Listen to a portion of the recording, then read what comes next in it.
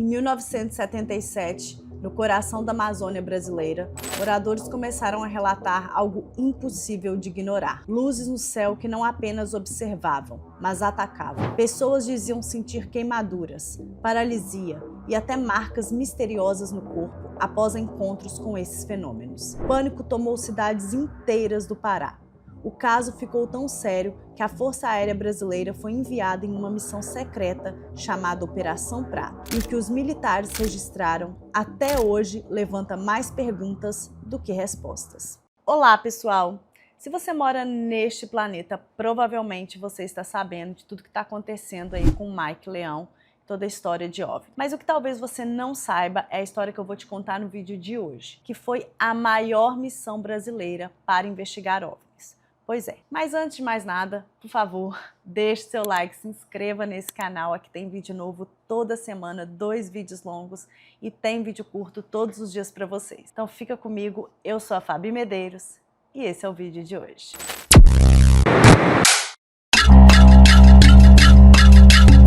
Tudo começou mais ou menos em abril de 1977, quando moradores começaram a relatar luzes no céu. Isso aí 2 meses depois, foi evoluindo e chegou até a região de Colares, que é uma região assim, na verdade são vários municípios, cerca de 20 municípios ali na região amazônica, mas no Pará, na verdade. É aquela população ribeirinha mesmo, eles moravam ali perto da praia, do rio, eles tinham aquela vida, a maioria era pescador, e eles começaram também a relatar muitas luzes no céu.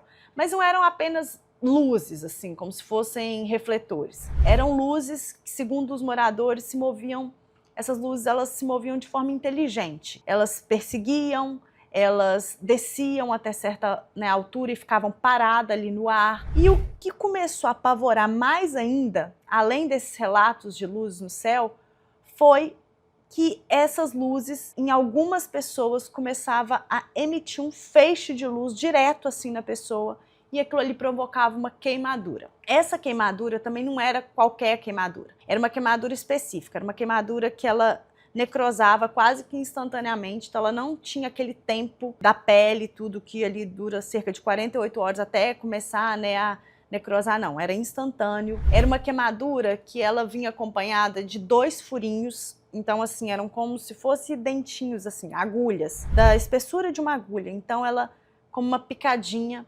então ela provocava esse furinho, e ela também, antes de chegar até a pessoa se sentia completamente paralisada, de modo que não conseguia correr, não conseguia ter uma atitude, muitos até chegavam a cair no chão. Então as pessoas da região começaram a ficar extremamente assustadas, aquilo ali se transformou num pânico generalizado, e também pessoas que estavam distantes ali a mais ou menos 100 quilômetros. Então pessoas que estavam aqui nessa região relatavam o mesmo de que pessoas que estavam a 100 quilômetros de distância, o mesmo relato, com o mesmo horário, as mesmas marcas que faziam, a paralisia, tudo era igualzinho.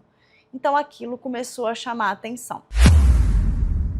As pessoas não sabiam dizer o que era aquilo, elas só sabiam relatar que era um feixe de luz que vinha do céu, e esse feixe assim, ele era muito brilhante, muito forte, como o sol, mas que não cegava, eles conseguiam olhar para dentro da luz. Mas ao mesmo tempo que a luz batia, ela fazia essa queimadura vinha acompanhada desses 2 furinhos, e também tinha essa paralisia, que muitos até caíam. Eles não sabiam dizer, não tinha uma explicação, então começou a falar que era um enviado de Deus, outras pessoas falaram que aquilo ali era um castigo dos céus, tiveram outras pessoas que começaram também a mencionar que não, que aquilo ali eram demônios que estavam vindo dos céus para poder castigar os cristãos. Mas a verdade era que ninguém tinha ideia do que era aquilo. As pessoas estavam assim apavoradas, cada dia que passava os relatos aumentavam, foram mais de 100 vítimas dessa luz aí misteriosa que vinha do céu. E a verdade é que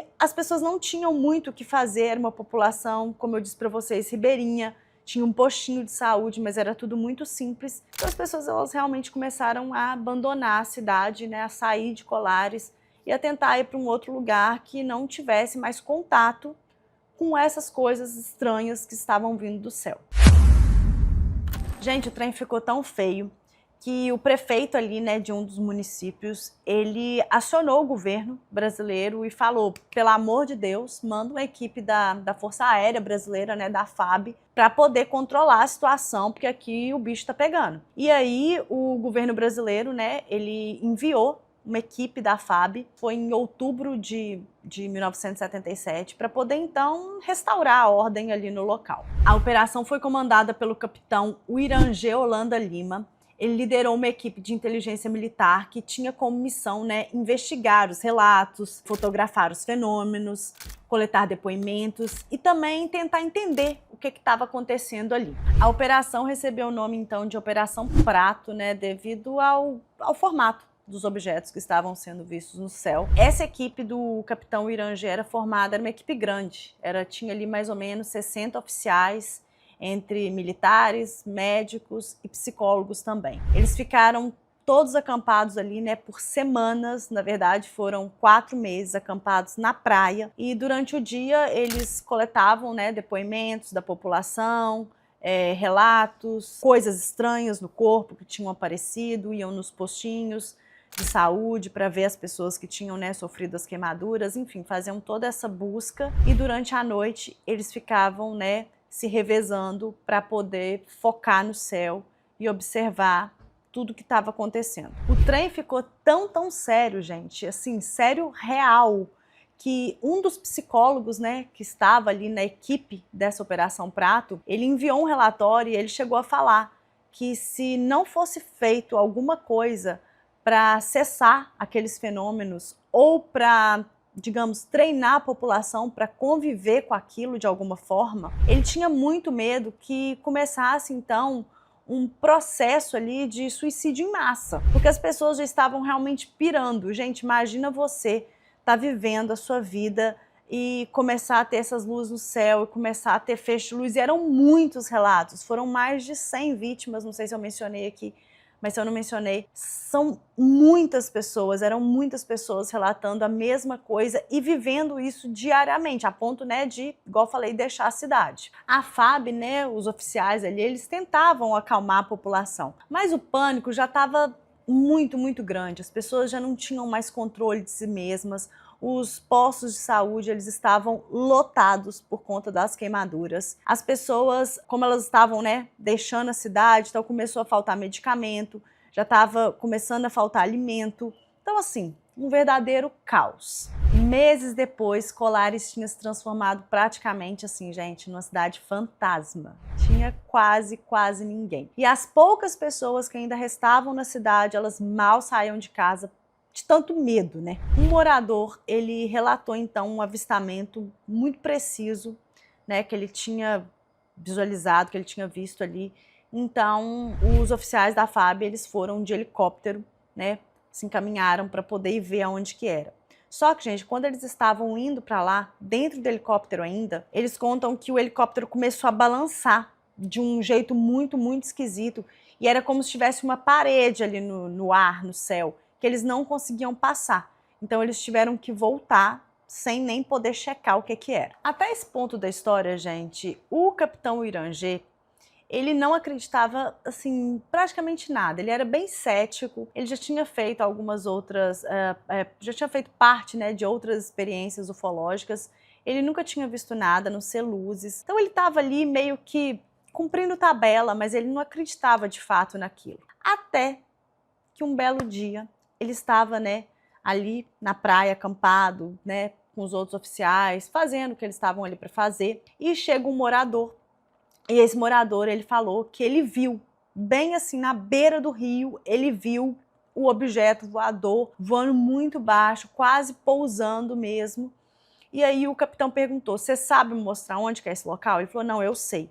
Então eles foram lá, e assim, só um detalhe, galera, a maioria dos avistamentos, eles eram à noite. Essas luzes começavam quando já estava escuro. E vocês sabem que nessas regiões, né, de mata, sempre a noite parece muito mais escura, escurece mais cedo. Então, você tem parece que você está muito mais tempo no escuro. Então, eles iam lá porque começava assim, ou era final da tarde ou já era à noite mesmo. Então, isso tinha acontecido à noite.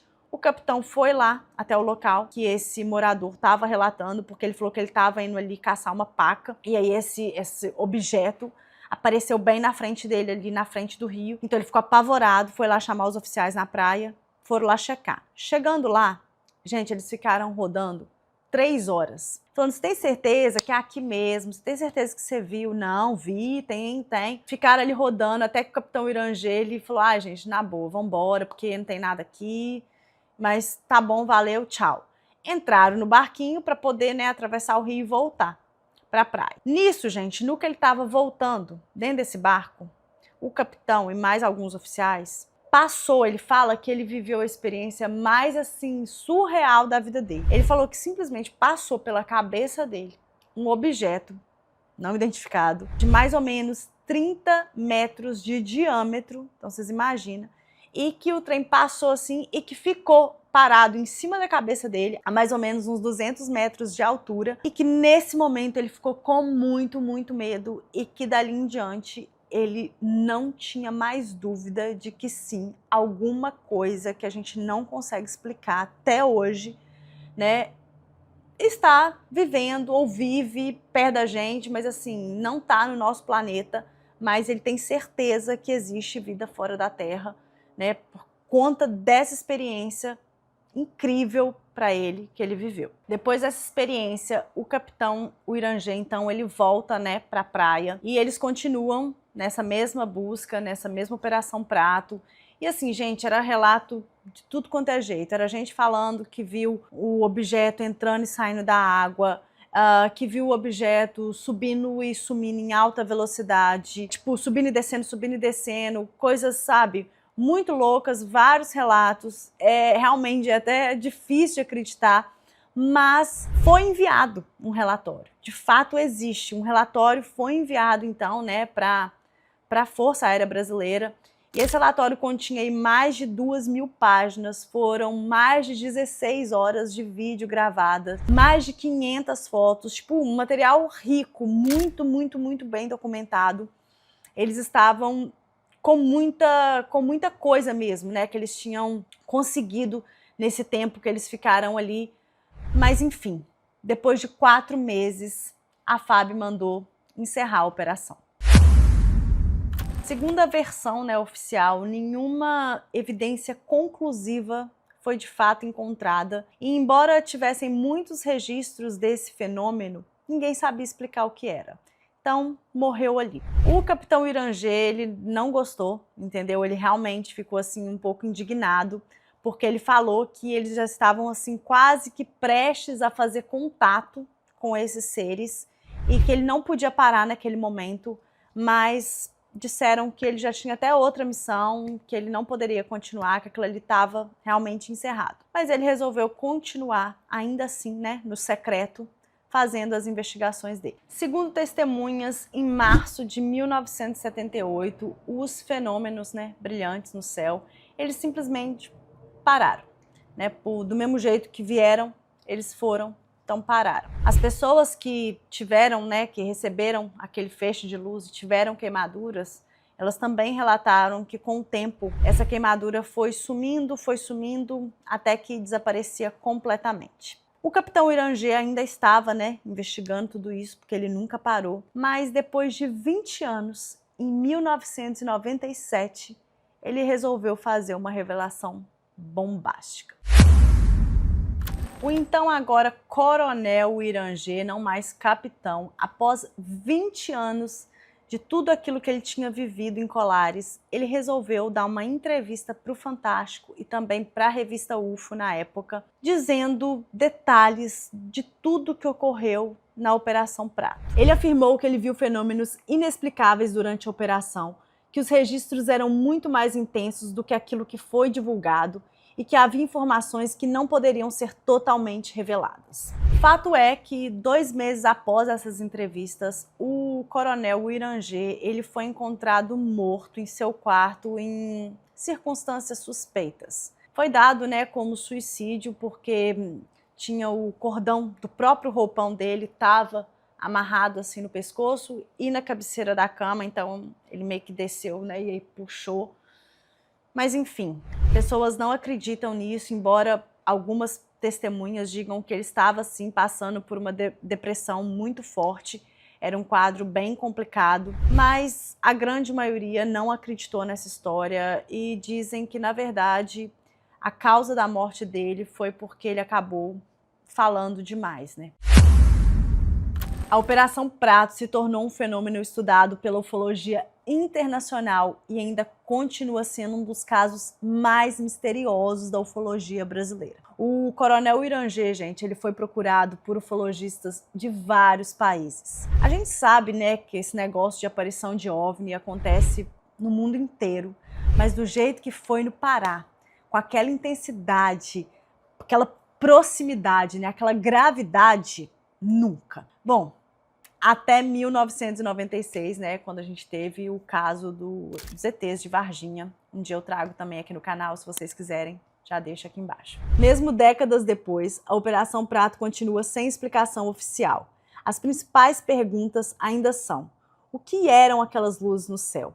Por que tantas pessoas relataram os mesmos sintomas? O que exatamente a FAB registrou em seus arquivos? E por que parte dos documentos ficou sigilosa por anos? Bom, pessoal, esse foi o caso de hoje. Eu espero que vocês tenham gostado. Se você gostou, por favor, deixa seu like, se inscreva nesse canal, ativa o sininho, ativa tudo aí que tem para ativar. Deixa aqui nos comentários para mim, gente, se vocês acham que isso foi um experimento militar, algo realmente que não tem nenhuma explicação, ou um fenômeno natural. O que é que vocês acham? Escreve aqui para mim que eu vou ler todos. Bom, é isso. Eu vejo vocês então no próximo vídeo.